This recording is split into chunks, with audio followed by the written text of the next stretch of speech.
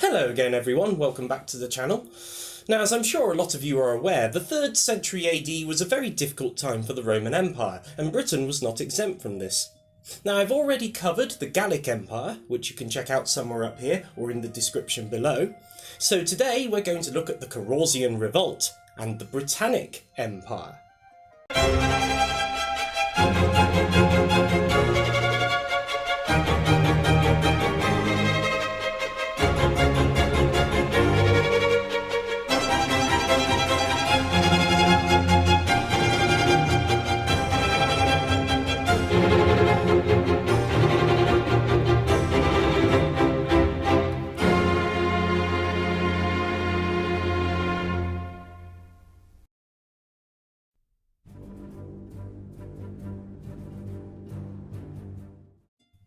Now, before we jump headlong into the Carausian Revolt, I thought it best that we explore the context of the period of time between the fall of the Gallic Empire and the rise of Carausius.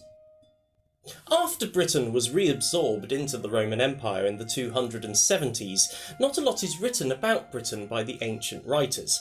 But this perhaps isn't very surprising.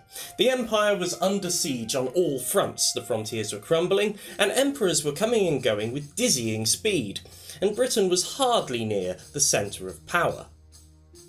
In 275 AD, the man who had ended the Gallic Empire, Emperor Aurelian, was assassinated. Now, he was succeeded by a man called Tacitus, not to be confused with the historian, but he only lasted 6 months before he died, being succeeded by his brother Florian.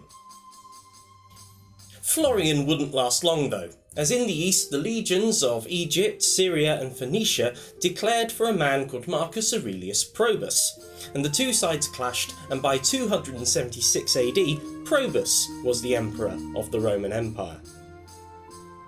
Now, even during Probus's reign, there seems to have been a lot of unrest, as in Britain, for example, there seems to have been some form of a revolt, as Zosimus, the historian, tells us that Probus sent Burgundians and Vandals to Britain, where they were useful in putting down a revolt.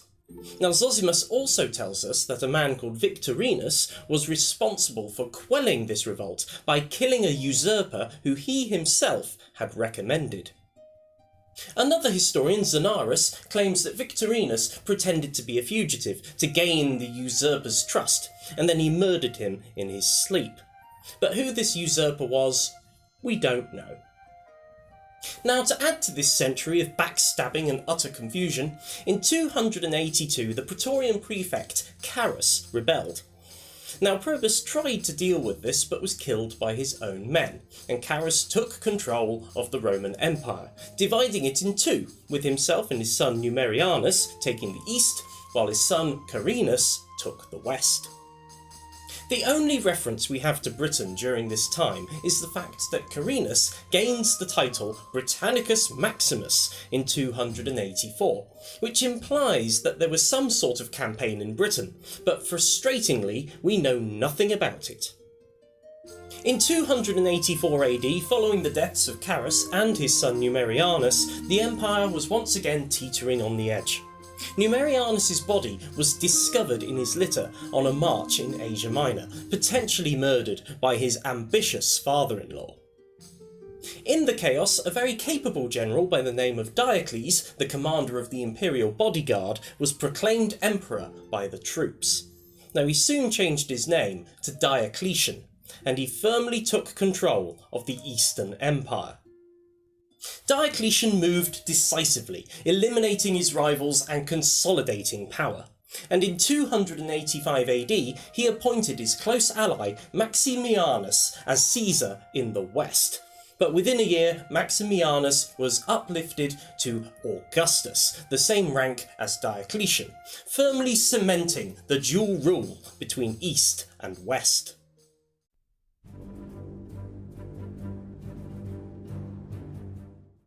It was during this time that Carausius rose to fame, a Menappean from the region of modern-day Belgium. Now, he was a proven military man and was put in charge of the Roman fleet, possibly the remains of the Classis Britannica. His job was to deal with Frankish and Saxon pirates. But something was amiss. Rumours spread that Carausius was in fact colluding with the enemy, allowing Frankish and Saxon pirates to raid, and then he would pounce on them, seizing all their loot and keeping all the booty for himself. Carausius was apparently refusing to give up his spoils, something that Maximianus couldn't countenance, so he gave out orders that Carausius was to be dealt with. But before he could be dealt with, Carausius made his move. In either 286 or 287 AD, he sailed to Britain and declared himself emperor. The revolt had begun.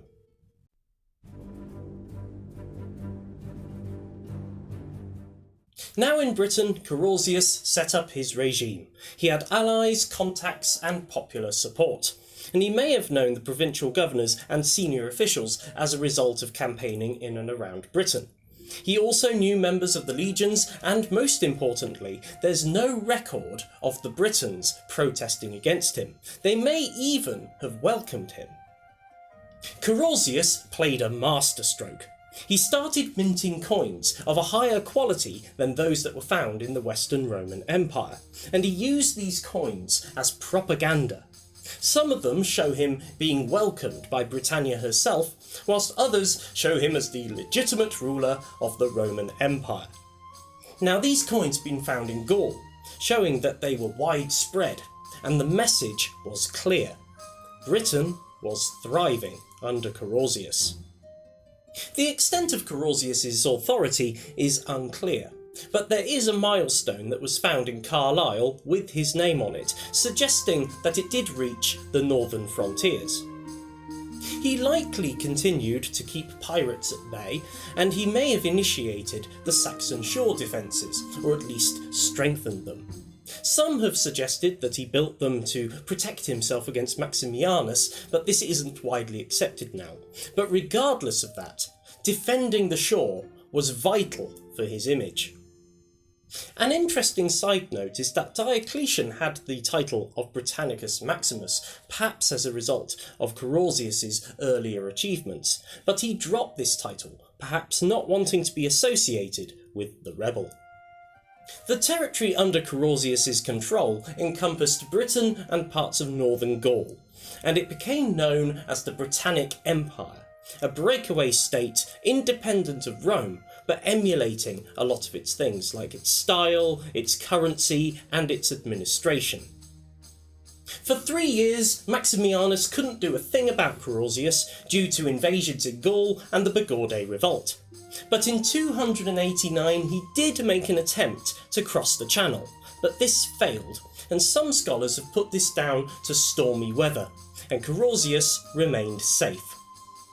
Now, despite owning territory in Gaul, including the vital Boulogne, Carausius chose not to expand his territory in Gaul.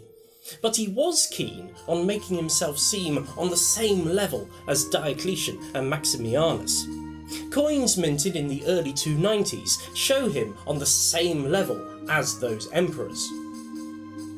The imperial court, though, never accepted Carausius. Instead, Diocletian came up with a new system, the Tetrarchy, in March 293 AD. A system where 4 different emperors would share power. Diocletian and Galerius in the east, and Maximianus and Constantius in the west. Constantius, the father of a certain Constantine the Great, wasted no time in attacking Carausius' power base in Gaul, capturing Boulogne. Now the loss was devastating. Carausius' image, built on strength, faltered, and he was assassinated by one of his close officers, Electus.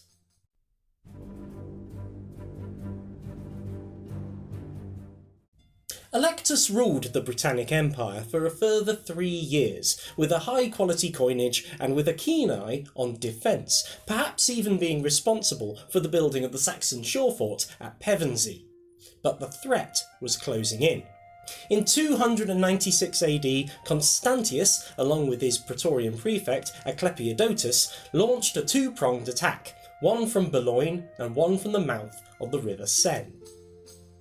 Asclepiodotus bypassed the troops that Electus had left on the Isle of Wight, and he landed near Southampton Water, where he ordered the burning of his ships, and then he marched further inland. A feint by Constantius caused Electus to move his troops away, and in the end, when the two forces did meet, it was a massacre.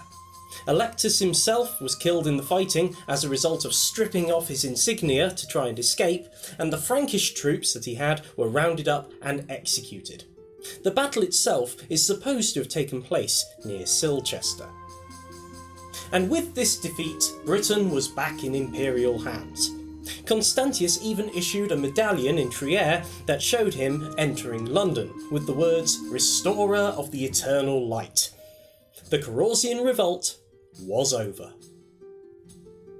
And there you have it. I hope you found this video on the Carausian Revolt interesting. I find it fascinating that yet again, for nearly a decade, Britain was not part of the Roman Empire, instead the plaything of two very ambitious men. But the thing with Carausius is to many he was seen more as a saviour than as a rebel. But let me know what you think.